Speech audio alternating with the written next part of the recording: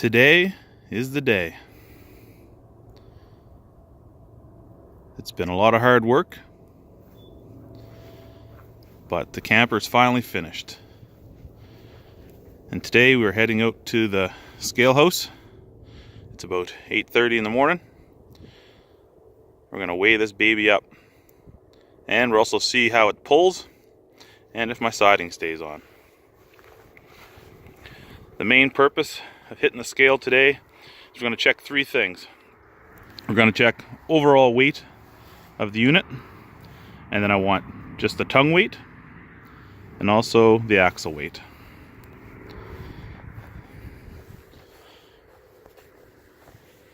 All lights installed, everything working, and the unit is complete.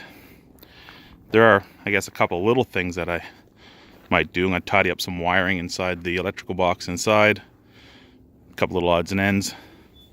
I am going to stick the original tag from the tent trailer. I'm going to put the decal on the back door.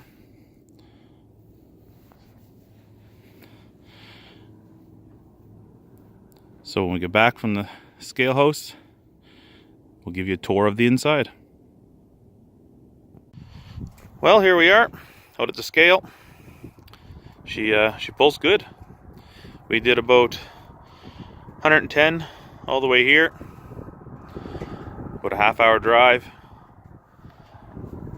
About a 10K tailwind, so going back we'll do about 120, which will make that siding feel like she's in 130K winds, and hopefully it'll stay on. So there's the pad there for the scale. And I don't know if it'll show up here. We are at 0. I'm pretty sure it's in kilograms. So we'll pull just the trailer on. First check is going to be for axle weight. Well, here we are on the axle weight, and you are never going to believe this. So my goal this whole time was to be 2,500 pounds. That's what I wanted, 2,500 pounds on that axle. And here we are at 1,140 kilograms. So if you work that out, that's 2,508 pounds. I actually don't even know what to say. I can't believe that I managed to get it that close. Now we're going to check to see how close I came to my tongue weight, which I was hoping around the 250 to 300 pounds. So we're going to back up on the scale, drop the trailer on the tongue, and see what it says. So here we are, just tongue on the scale. And I guess you can't win them all. It's 230 or 220 kilograms. Well, 230. I guess, the wind must be blowing on it. So we're just over 500 pounds. So it's all right. Maybe not pulling it with the quad, but at least the weight itself is good. I am going to pull it ahead and drop it so the entire trailer is on there, just to get a more accurate weight. So here we are again, just the trailer on the scale. It is off the ball.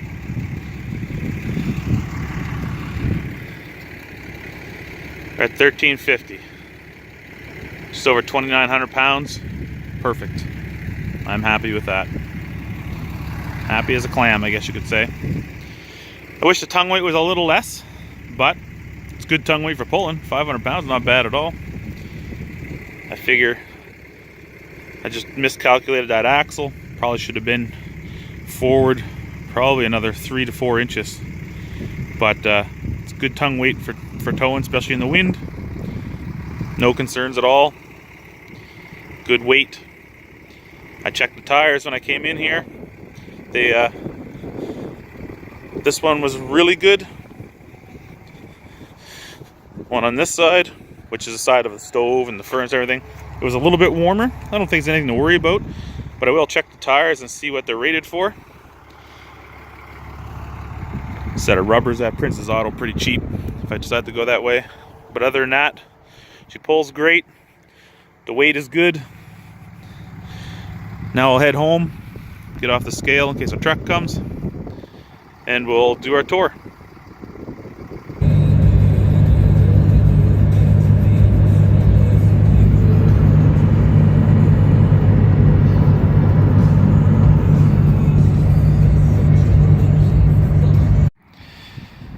And there you have it, we're back home.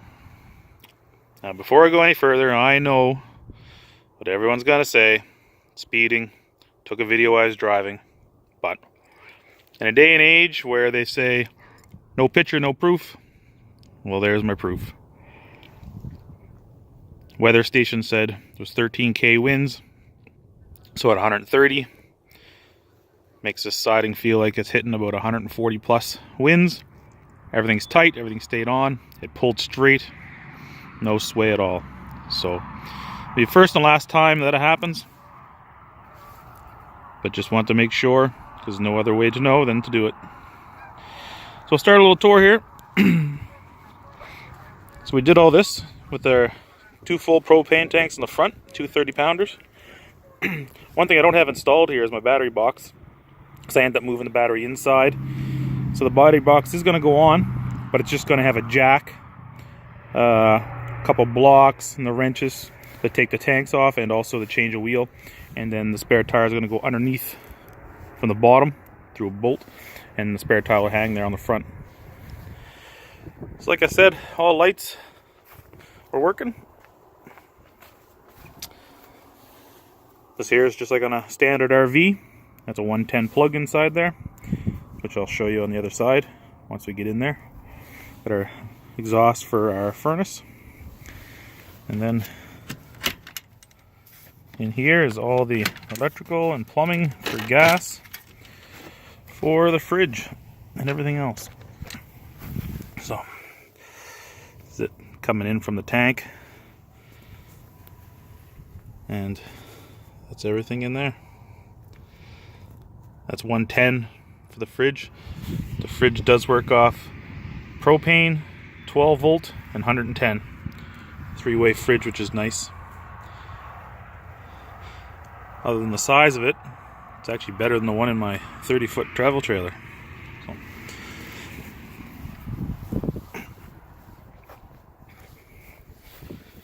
Got a big LED spotlight outside here. Bought one new one for my tractor, and I thought I'd put one on the trailer, but geez, it's almost like turning on the sun. I don't know what kind of, doesn't really do justice, of course, in the daytime, but it's an excellent light. Excellent light. So, turn the lights on here. Let's go inside.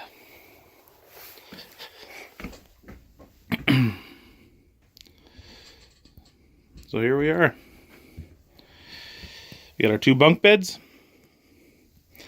They're 77 inches long, 36-inch wide. 2 full-size benches on each side. Forced hot air furnace. Our fridge and freezer, stove, sink. Propane is under here. And under here will also be the water for the sink. It's just a food grade 5-gallon bucket, making a lid so the hose comes down from underneath here into it, and then when you use the sink, it just drains out this 3/4 inch pipe right out the bottom underneath the trailer. So it's just a hand prime pump. Something just I picked up quick at the RV store. The one that came with the old trailer did not work, and the seals were just about as much as the whole unit. Got our toilet here. Self-contained chemical toilet, 5-gallon. Should be good for the basic weekend. And of course,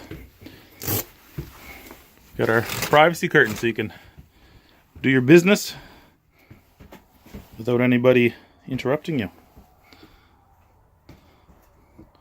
We also have curtains here on all the windows, again for a little bit of privacy. And these matches as well. All sewed by my beautiful wife. She did an excellent job sewing everything up by hand. And then this Set of cupboards. Picked these up free as well online. It was a fish tank holder. Fish tank recessed inside. So I just took an old piece of wood, threw a top on it. Went to the local hardware store. Found mismatched paint for $8 a pail. And told them make it as close to tan as you can. So it's actually not bad of a match. So over here,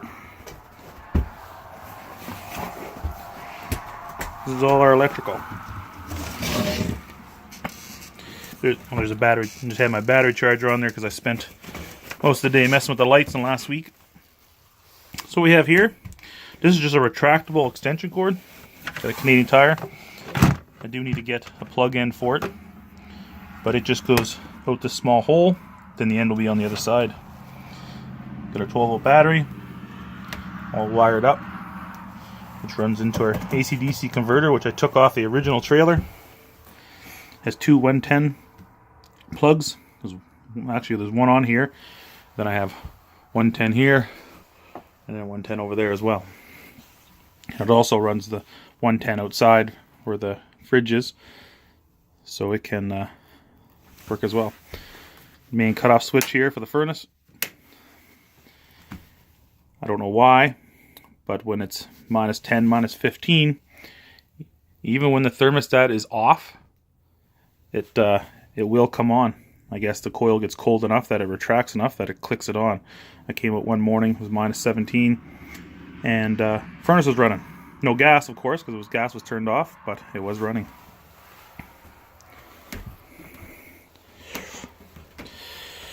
And here's our door for ice fishing.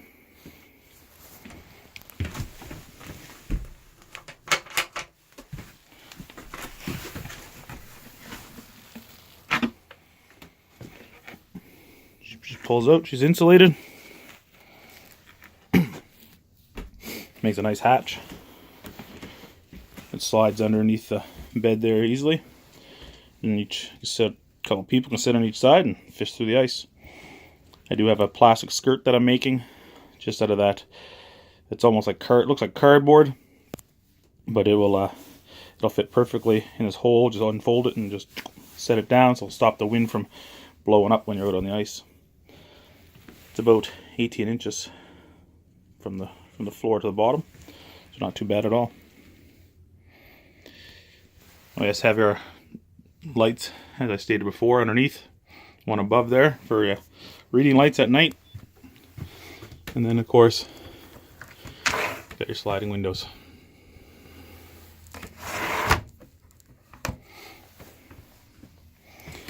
All said and done, I'm extremely happy with the project. If I was to do it again, which I probably won't, but there are a couple small things that I would have changed. Would have changed my wiring. I would have changed the stove a little bit. These back burners are actually a little bit close to the wood here, so I'm going to end up, I will at some point in time, or I might not even just use them. I'm going to cut the wood on both sides and might put a little metal backsplash on there with so it has an air barrier between the back, but just in case it gets a little hot. But really, it's not like I'm living in this thing full time, so I don't need to be out running 3 burners all the time. One will probably be just suffice. So the only other thing I want to really add in here is if I can find a free set of cabinets to put across here above the sink.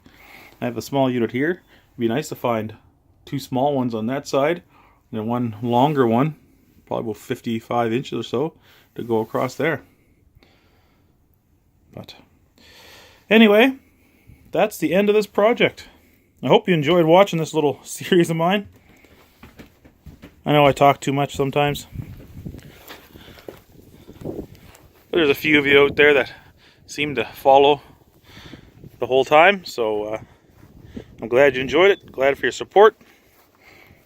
And maybe I'll see some of you out on the ice there this winter, if it ever comes. Yesterday was 15 degrees here. We broke a 130-year record for the heat. And today, I think it's like 8 degrees right now. So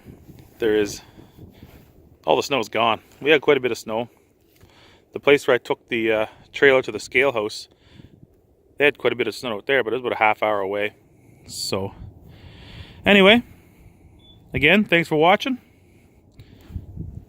and we'll see what the next project will bring us.